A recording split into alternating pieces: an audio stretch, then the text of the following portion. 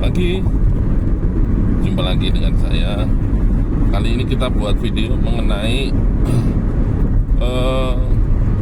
idenya sih bukan original dari saya ya. Idenya itu saya pernah melihat di sebuah podcast, ya sebut aja lah namanya, Gofar Hilman. Gofar Hilman pernah bilang dia kan sering MC atau sering diminta menjadi konten kreator atau mungkin semua bidang yang sejenis dengan itu ya, influencer, konten kreator, atau dia ya sering menjadi master seremoni karena dia basicnya adalah penyiar radio dulunya. Dia pernah bilang kalau ada yang minta dia tampil, kemudian kliennya bilang ke dia harga teman ya, nah gitu, harga teman itu yang kali ini mau saya kulik-kulik dikit lah. Tapi saya tidak sama persis dengan yang Bang Gofar bilang. Kalau Bang Gofar kan intinya kalau lu bilang harga teman, ya gua kasih harga lebih mahal karena teman harusnya memberikan keuntungan bagi temannya. Jadi misalnya harga normalnya misalnya taruh kata 1 juta lah.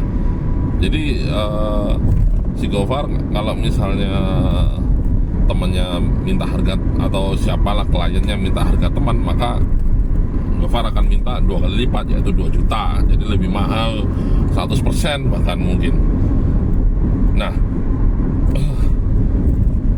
nggak ada salahnya.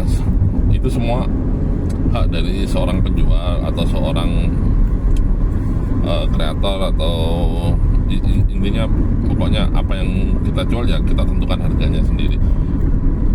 Namun bagi saya,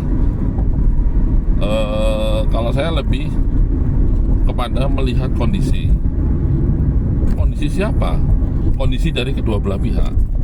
Jadi misalnya ini ya udah nggak usah bilang orang lain, saya misalkan diri saya sendiri saja.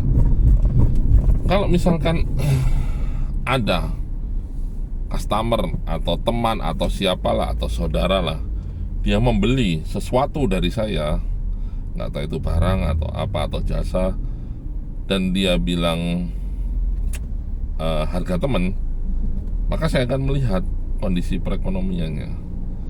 Jika klien atau customer itu kondisi perekonomiannya di atas saya, ya saya pakai rumusnya Bang Gofar.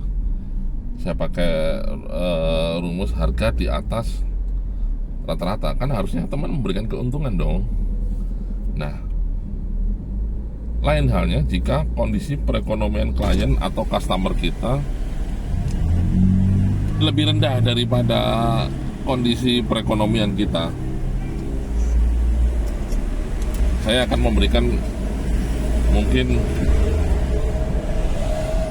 di bawah harga pasaran. Karena apa? Karena saya menurut saya ya terserah mau dikritik atau gimana. Menurut saya kita itu harus menyeimbangkan keadaan supaya tidak terjadi kesenjangan. Ketika kita mempunyai kesempatan untuk berpartisipasi dalam menyeimbangkan keadaan, ya kita harus lakukan. Karena ketika keadaan seimbang, itu akan menjadi lebih nyaman dan lebih tenang. Jadi maksud saya adalah tidak seharusnya kita mengambil keuntungan yang tidak wajar atau lebih besar kepada mereka-mereka yang kondisi perekonomiannya di bawah kita. Namun jika kondisi perekonomiannya itu di atas kita, ya tidak ada salahnya juga kita mengambil untung yang lebih besar supaya perekonomian kita juga terangkat. Kita nggak munafik, kita kan juga butuh uang untuk hidup. Kita punya keluarga yang harus dikasih makan, dan kita juga dengan mendapatkan keuntungan yang lebih besar, kita bisa membantu orang lain. Nah, oleh karena itu saya harap jika kita membeli sesuatu terus kita minta kepada penjualnya harga teman, seharusnya kita sadar di mana posisi kita. Apakah posisi kita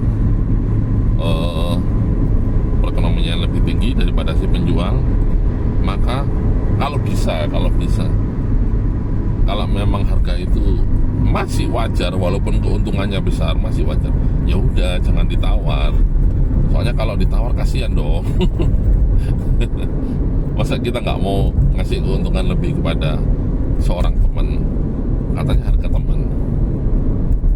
Nah, mungkin hari ini gitu aja dari saya. Semoga ke depan perekonomian di Indonesia semakin membaik, sehingga kita dapat terus menikmati hidup yang sangat indah ini.